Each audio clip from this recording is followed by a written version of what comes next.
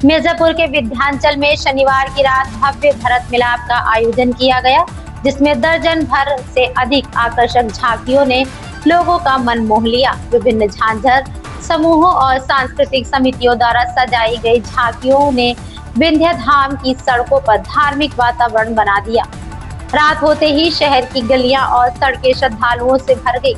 झांकियों में सजे पात्रों द्वारा किए गए आकर्षक भाव नृत्य और धार्मिक प्रस्तुतियां देखने के लिए लोगों का तांता लगा रहा। जगह जगह श्रद्धालुओं ने फूल बरसाकर झांकियों का स्वागत किया।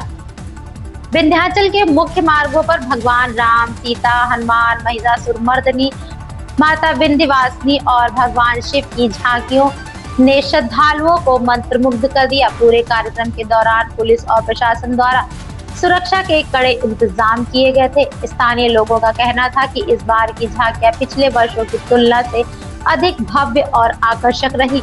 आयोजन समिति के सदस्यों ने बताया कि झांकी उत्सव का उद्देश्य धार्मिक आस्था का साथ साथ सांस्कृतिक परंपराओं का जीवन बनाए रखना है।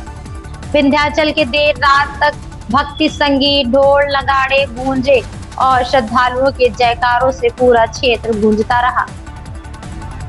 मिर्जापुर से संतोष गुप्ता की रिपोर्ट। युवा समिति के नाम से इसको एक बार उजागर करने का काम किए और लगभग ये 10-11 साल से लगातार चल रहा है ये कार्यक्रम। हम लोग इसको काफ़ी ज़्यादा विस्तृत करते हुए यह कार्यक्रम कर रहे हैं। क्या क्या झांकियाँ निकली थी इसमें भैया? झांकियाँ अनेक प्रकार की थी, हालांकि राधा कृष्ण, शंकर जी, गणेश लक्ष्मी और राम दरबार जैसे बहुत सारी झांकियाँ निकली थी। क्या इनाम रखा गया था? इनाम में फर्स्ट प्राइज फाइन रखा गया था और प्रेस रखा गया। तमाम बहुत सारी प्राइज थे, बहुत सारे इनाम थे। जगह जगह झांकियाँ के साथ साथ इनाम भी रखा गया है? जी हाँ, कम से कम 15 से 20 जगह इनाम रखा गया है और 15 से 20 जगह स्टेज सजा हुआ है। सभी लोगों का सहयोग से ये बहुत ही सफल कार्यक्रम रहा। मिर्जापुर के कछुआ थाना क्षेत्र के ग्राम सेमरी में संगीता नामक महिला ने अपने 2 मासूम बच्चों के मुंह में कपड़ा ठूस कर हत्या करने के बाद खुद फांसी लगाकर आत्महत्या कर ली। इस घटना से पूरे गांव में सनसनी फैल गई। मौके पर पहुंची पुलिस टीम छानबीन में जुटी।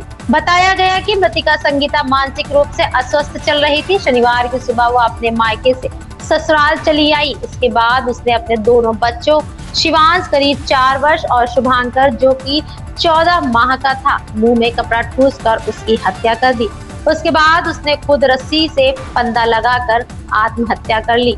मृतका महिला के पति हरिश्चंद्र ने बताया कि उसकी पत्नी अक्सर प्रशांत किशोर का मोटिवेशनल स्पीच सुनती थी, जिसको लेकर वह कई बार आजमगढ़ भी जा चुकी है और तांत्रिक और ओझाओं झाड़ फूक को मानती थी।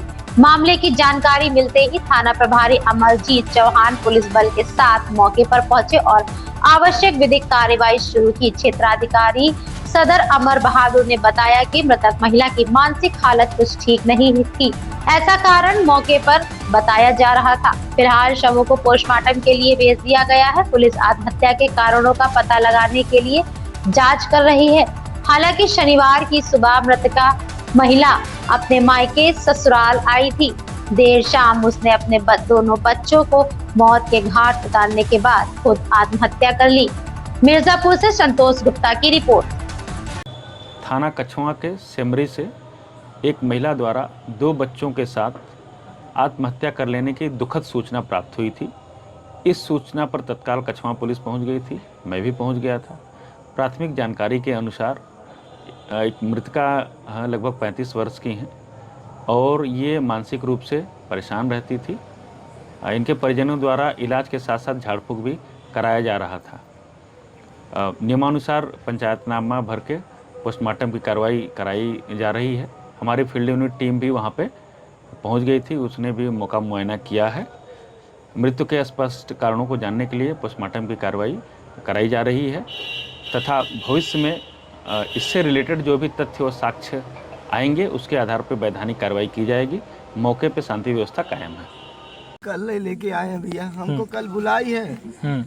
नैयर में थी 2 महीना से। तो हम कहे कि काहे परेशान हो भाई, जो तकलीफ है तो दिक्कत है, हम लोग इतना दिन साथ में रहे हैं, चलो आओ, तो कही ठीक है हम घर आते हैं। हम बाजार में दी थी सूट सिलने के लिए 2 ठो। सूट लेके आए उसके यहाँ से, दुकानदार के यहाँ से नया सूट पहनी।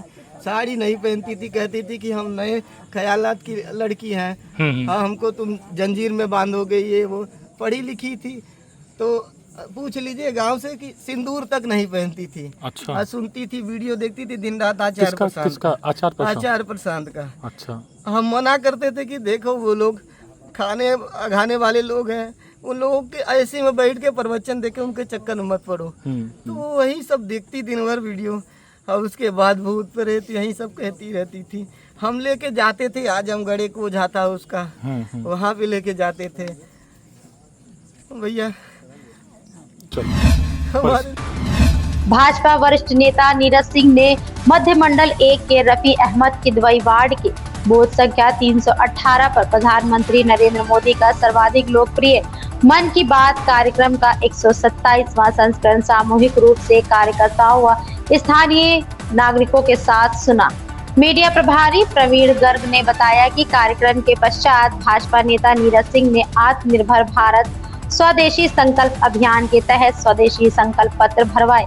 इस दौरान महानगर महामंत्री पुष्कर शुक्ला, पूर्व मंडल अध्यक्ष आनंद पांडे, विनोद तिवारी, सचिन चौहान, शुभम गुप्ता, अरुण पांडे और कार्यकर्ताओं के साथ क्षेत्र में विभिन्न घरों पर जाकर नागरिकों को स्वदेशी उत्पादों के उपयोग के लिए प्रेरित किया। स्वदेशी अपनाएं स्टिकर लगाकर लोगों से अपने दैनिक जीवन में देसी वस्तुओं को प्राथमिकता देने का आह्वान किया। नीरज सिंह ने कहा कि स्वदेशी अपनाना केवल आर्थिक सशक्तिकरण का माध्यम नहीं, बल्कि आत्मनिर्भर भारत के लिए निर्माण की दिशा में हर नागरिक का योगदान है। महेश साहू की खास रिपोर्ट। इन खबरों में बस इतना ही। बने रहिए न्यूज मूवमेंट के साथ।